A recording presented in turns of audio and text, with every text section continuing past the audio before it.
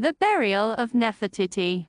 The burial chamber scans and their interpretation.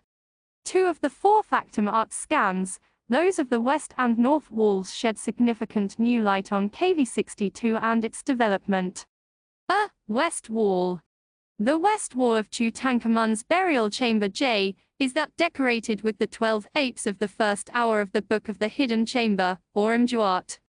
The painted surface of this wall is here reproduced, with my annotated version of Factum Arte scan of the surface shown in both positive and negative views. For greater detail, the reader is referred to the high-resolution images posted online. 39 close examination of these surface scans reveals, beneath the plaster, several features in shallow relief. 40 these traces are here assigned the reference numbers 1 to 4. The first, number 1, located to the immediate right of the amuletic, niche Carter number 258, runs the full height of the wall. Number 2 proceeds upwards at an angle of 90 degrees to the floor, stopping at a level of just over 1/3 of the wall's height. Feature 3 runs from the ceiling down, stopping at a point adjacent to number 2, while the travel of feature number 4 essentially mimics that of number 2.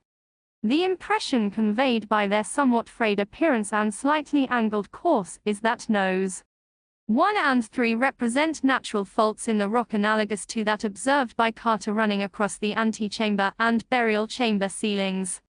The blurred verticals 2 and 4 bring to mind something quite different, however, and that is artificially defined edges specifically, from their matched heights, the twin jambs of a doorframe. Interestingly, this interpretation is reinforced by the abrupt disappearance of feature no's 2, 3 and 4 at precisely the same horizon. This disappearance arguably serves 1.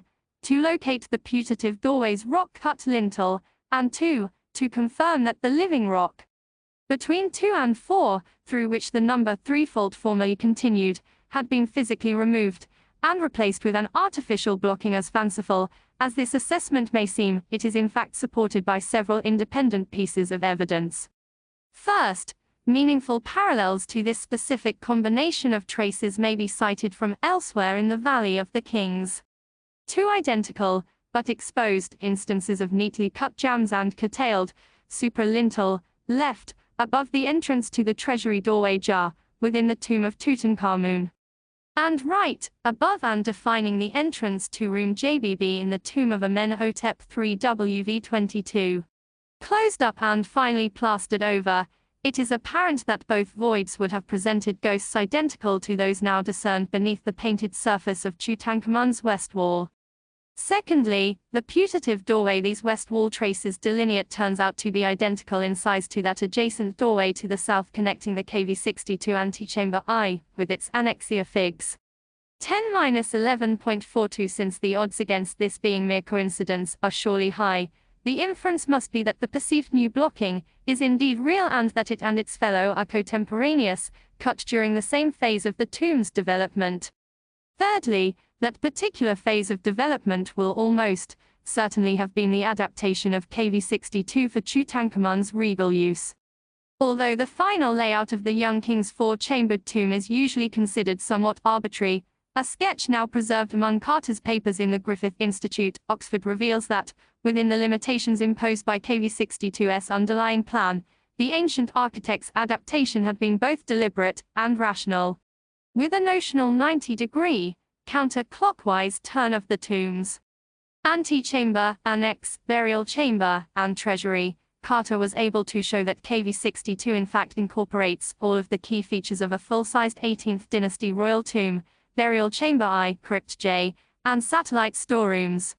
The sole substantive difference between Carter's corrected plan and that of a standard royal sepulchre lies in the number of Tutankhamun's orbital storerooms. At this period the regular count is 4, arranged at 2, 4, 8 and 10 o'clock. KV62, by contrast, displays only 2 such satellites, a 2 o'clock the treasury, JA, and an 8 o'clock the annex, EA, with 2 further side rooms clearly missing from the plan as we currently have it. Of these absences, since Tutankhamun's tomb turns decisively to the right, Obviously a 4 o'clock chamber can never have been present since its designated position is that now occupied by the tomb's entrance corridor B. The position of the missing 10 o'clock side room, however, corresponds precisely with that of the doorway, now discerned beneath the decoration of Tutankhamun's west wall. The traditional function of such orbital side rooms was storage, but it is worth pointing out that occasionally these treasuries were adapted and enlarged to take on a different role. For example, the situation of the proposed new KV-62 doorway, close to the head end of Tutankhamun's sarcophagus, is identical to that of the secondary Queen's Suite JBJBB in the tomb of Amenhotep III WV-22. Though initially cut for regular storage, the WV-22 parallel had been visibly enlarged during its lifetime, with the evident intention of receiving an interment that of Sitamun, Amenhotep I's daughter and later great royal wife. 49 Theoretically, therefore, a 10 o'clock chamber within KV-62 might have been employed in a similar manner, that is, to accommodate the burial, or burials, of additional member S, of the Amarna royal family.